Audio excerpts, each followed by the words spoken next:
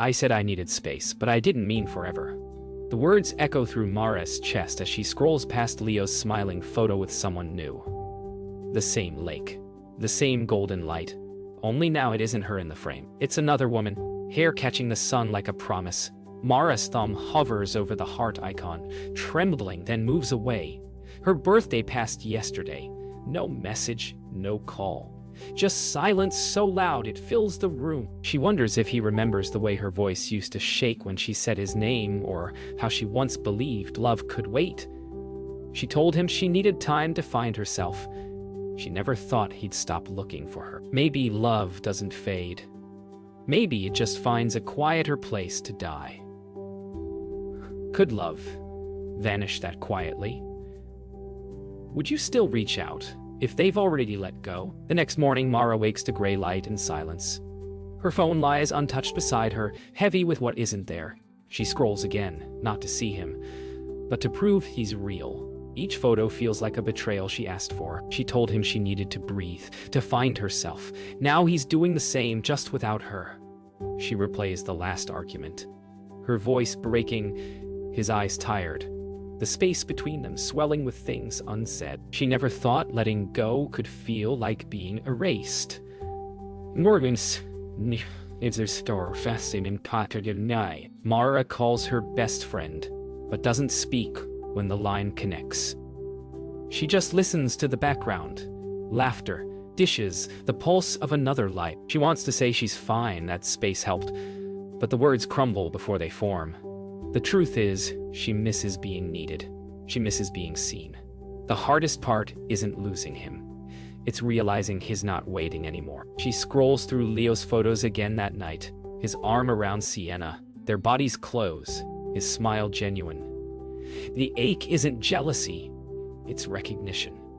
He looks like someone free. She wonders if he ever replays her laughter, her scent, her quiet mornings.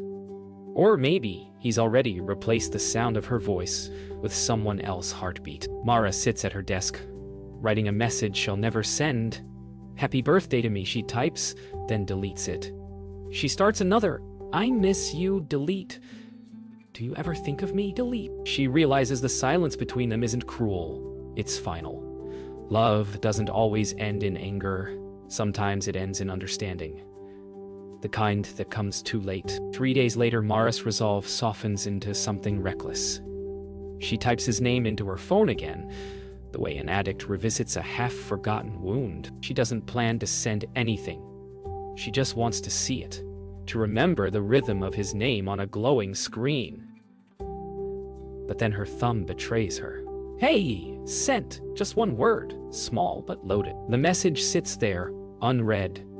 A silent dare to the universe. She feels both relief and dread. A breath caught halfway. The clock ticks louder than usual. Every vibration from her phone makes her heart stutter. It's pathetic, she thinks. But love turns even pride into prayer. Leo doesn't reply. A day passes, then two. The silence feels louder than anger. Mara convinces herself he's busy, that he saw it and smiled. But by the third night, the denial curdles. She reopens their old photos, his laugh, his touch, their tiny rituals. Memory feels like a cruel friend, reminding her of a love that once felt endless. She whispers into the dark, "Did you really move on that easily?" But there's no answer, just the low hum of her fridge, and the sound of her heart breaking again, quietly this time. The next morning, her phone buzzes. Her pulse spikes, then drops. It's Leo, but not the Leo she remembers. "Hey, Mara, hope you're doing okay. I'm seeing someone now, but I wish you well." She reads it again and again, every word another small cut. It's kind, polite, and final. She laughs, but it sounds like breaking glass. That message is everything she feared. Closure without warmth. Acknowledgement without love. She wonders if space really heals, or if it just teaches you how to talk like strangers. She doesn't reply. Instead, she drives to the lake, their lake. the same one that now holds his new laughter, his new life. The air smells like pine and wet soil. The world is still, too still, as if waiting for her to say something that matters. She sits on the pier, remembering how his breath used to sync with hers. For the first time, she feels the weight of finality. Not sadness, not anger, just the quiet truth that she can't unlove him. But she can outgrow the ache. That night, Mara opens her journal for the first time in months. She writes, "Love is not possession. It's memory." Her handwriting shakes but continues. "He doesn't remember my birthday, and that's okay. I remember enough for both of us. The tears that fall aren't bitter this time. They're soft, like release. Maybe letting go isn't an ending. Maybe it's the first honest beginning she's ever had." She closes the notebook and smiles at her reflection. The woman staring back looks like someone she's just starting to meet. It's been a month since Leo's message. Mara's life has grown quieter, like a room after music stops. She started going to a local art class, mostly to fill time, partly to fill the silence. That's where she meets Ethan. He doesn't flirt or push. He just asks what color she likes and listens when she answers. It feels strange to laugh again. Not because of memory, but because of now. For the first time, Mara realizes healing doesn't come with closure. It comes with distraction that feels genuine. Still, every time Ethan brushes against her arm, she feels a flicker of guilt, as if joy itself is disloyalty. Ethan talks about his last breakup like someone reading from an old diary. Soft, unashamed, unfinished. Mara listens, surprised by how easy it is to care. They stay late after class, painting in silence. When their hands brush, she doesn't pull away. There's no rush, no pretense, just the steady pulse of two people quietly remembering how to be human with each other. She wonders if this is how love begins again. Not with sparks, but with peace. Later that week, Mara finds herself painting Leo's silhouette. Without meaning to, the curve of his jaw, the sadness of his smile. She stops halfway, brushes trembling. Ethan notices but says nothing. Instead, he paints beside her, the same lake from her memories, only now with brighter skies. She watches him quietly, add color where she left blank space. "You can keep this," he says when they're done. And for the first time she does. Or that night, Mara dreams of Leo again. But this time, he's walking away, fading into the distance of a lake's reflection. She doesn't chase him. She just watches. When she wakes, her chest feels light, unfamiliar. She realizes she doesn't need to stop loving him to move on. She just needs to stop holding space for someone who's already gone. She sends Ethan a simple message. "Want to go for coffee tomorrow?" They meet at a quiet cafe by the park. The air smells of rain and roasted beans. Ethan talks about small things, his sister's cat, his favorite movie, and Mara laughs easily. She feels her heart opening again, not to forget Leo, but to make room for something new. When Ethan reaches across the table, she lets him take her hand. The moment is gentle, unhurried. The ache of the past doesn't vanish. It just stops controlling the temperature of her days. Mara doesn't expect the call. It comes late, almost midnight, when she's half asleep and dreaming of still water. Leah's name glows on her screen like a ghost she forgot to fear. For a full minute, she just stares, the world narrowing to that single vibration. When she finally answers, his voice sounds like winter, familiar, cold, uninvited. He says he saw her new painting online, that it reminded him of them. She wants to ask why now, but instead just listens to his silence. It feels like the space she once asked for has looped back, asking for her this time. Leo's voice cracks when he says her name. "I didn't know who else to call." His words drag through the line like slow waves, full of nostalgia and guilt. Mara listens, heart beating fast but steady. He tells her things are hard with Sienna, how he misses how simple it used to be with her. She almost says it wasn't simple, it was honest. But she doesn't. Instead, she breathes into the phone and says, "You sound lost." There's silence. Then, quietly, "Maybe I am." After they hang up, Mara stares at her reflection in the window. The old ache rises again, not sharp, but deep.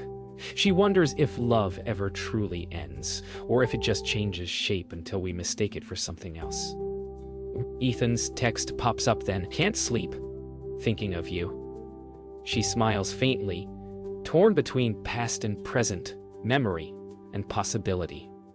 Her heart feels like a house with too many rooms, and every door slightly open. The next day, Leo sends another message. "Can we meet? Just to talk."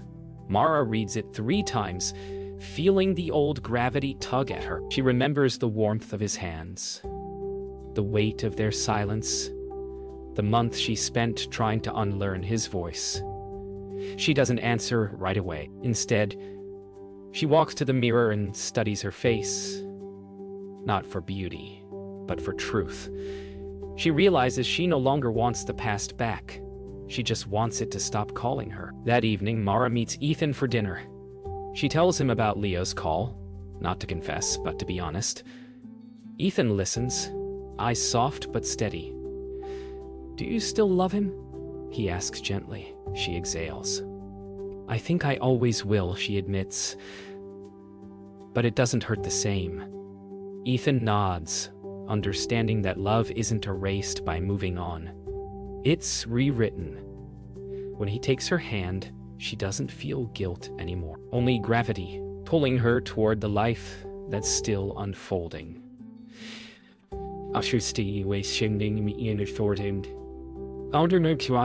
Mara doesn't plan to go, but something in her chest keeps pulling her back to the lake. The place where everything started, and where she finally needs it to end. She doesn't tell Ethan. She just drives, windows down, autumn wind tangled in her hair. The air smells the same. Pine, rain, memory. When she arrives, Leah's car is already there. He's sitting on the pier, same spot as before. For a moment, she just watches him from a distance. Older somehow, quieter. When he turns and sees her, he smiles like someone remembering a dream he once lived inside. They sit side by side without speaking at first.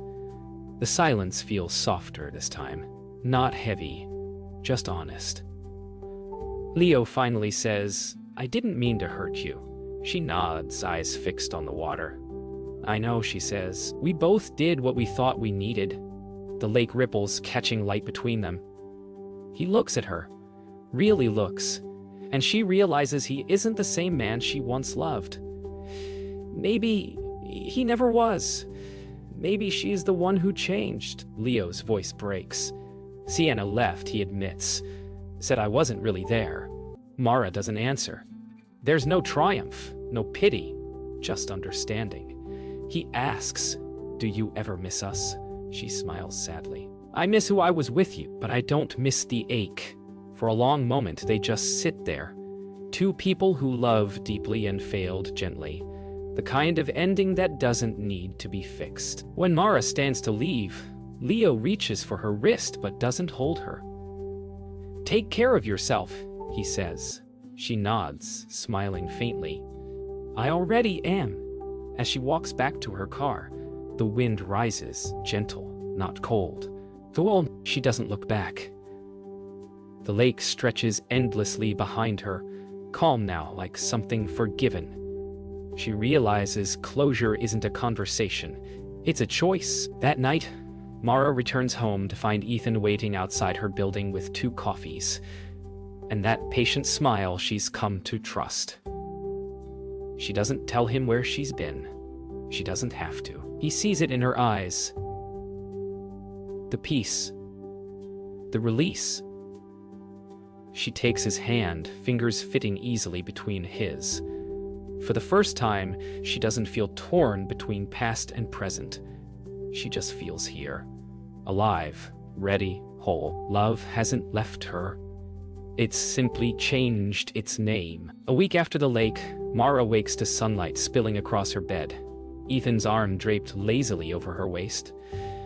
The air smells of coffee and paint and something calm.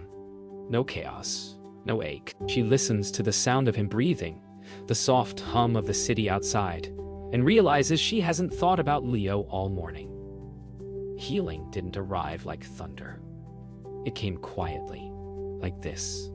Warmth, stillness, safety. She brushes her thumb across Ethan's fingers and whispers to herself, "This is what staying feels like." Later that day, they paint together again. No words, just music playing low in the background. Ethan paints slow and deliberate, while Mara splashes color like she's remembering how to breathe. Their hands brush. This time, she doesn't pull away. She no longer needs love to fill her emptiness. She just wants to share her fullness. When Ethan looks at her, she sees admiration, not rescue. And that's enough. That night, Mara opens her journal again. The last line she wrote months ago. "Love is not possession. It's memory," she smiles and writes beneath it. And memory is not a cage. It's a garden. She realizes that every version of herself, the girl who waited for messages, the woman who cried over silence, the one who dared to love again, all exist together now. Not erased, but evolved. Healing isn't forgetting. It's growing without fear of remembering. Ethan walks in quietly and places a kiss on her shoulder. "You look peaceful," he says. Mara nods, eyes soft. "I finally am." They stand together, watching the city lights blink in rhythm outside their window. She doesn't know where this story leads. And for the first time, she doesn't need to. The present feels enough. The ache that once shaped her heart now only reminds her of how deeply she can feel. As the night settles, Mara steps onto her balcony, cool air brushing against her face. She looks at the sky, not searching, just seeing. Somewhere in that vast quiet, she whispers a thank you to Leo, to the ache, to the space that once hurt so much it taught her how to grow. Behind her, Ethan laughs softly at something on his phone, and the sound fills the air like music. Mara closes her eyes and smiles. The past no longer echoes. It hums gently, like a song she finally knows the words to. Mara sits alone in the studio, surrounded by her finished paintings, a quiet gallery of her own evolution. Each canvas holds a different version of her. The one who waited, the one who broke, the one who stayed. A camera sits on a tripod in front of her. She's recording something for her art exhibition, but the truth spilling out isn't about art at all. "I thought space would save us," she says softly. "But maybe it saved me." The red light blinks on the camera as if listening. Her voice trembles, not from pain, from honesty. "I used to think love was something we kept alive by holding on," Mara continues. "But love is what survives even when you let go." She glances down, smiling faintly. "Leo taught me what it feels like to lose. Ethan taught me what it feels like to stay. But I think both of them, in their own way, taught me how to love myself." Her words linger in the quiet room, echoing softly off the walls. She doesn't rehearse this part. It's the confession that's been waiting behind every heartbeat. She pauses, looking at one painting, the lake. "I used to think closure came from answers," she says. "But sometimes it's just learning to live with the questions." She walks closer to the painting, fingers brushing the brushstrokes of the water. "Leo," she whispers, "I hope you're happy." The words don't hurt anymore. They just exist. Light, simple, true. The kind of forgiveness that doesn't need to be returned. That evening, Ethan arrives to help her pack up for the show. He finds her sitting on the floor, smiling at the camera. "Talking to yourself again?" he teases. She laughs softly. "No, just finishing the story." He sits beside her, and for a while they say nothing. The kind of silence that feels like trust. When he leans over to kiss her forehead, the camera still blinks red in the background, capturing something raw. Peace. In the final cut, Mara's voice plays over a montage of her art, her laughter, her quiet mornings. "I said I needed space," she narrates, "and maybe that's how love found room to grow again. Inside me." The screen fades to black on her final line. Sometimes losing someone isn't the end of a story. It's the beginning of finally being seen. The last sound is her breath. Steady, unbroken, free.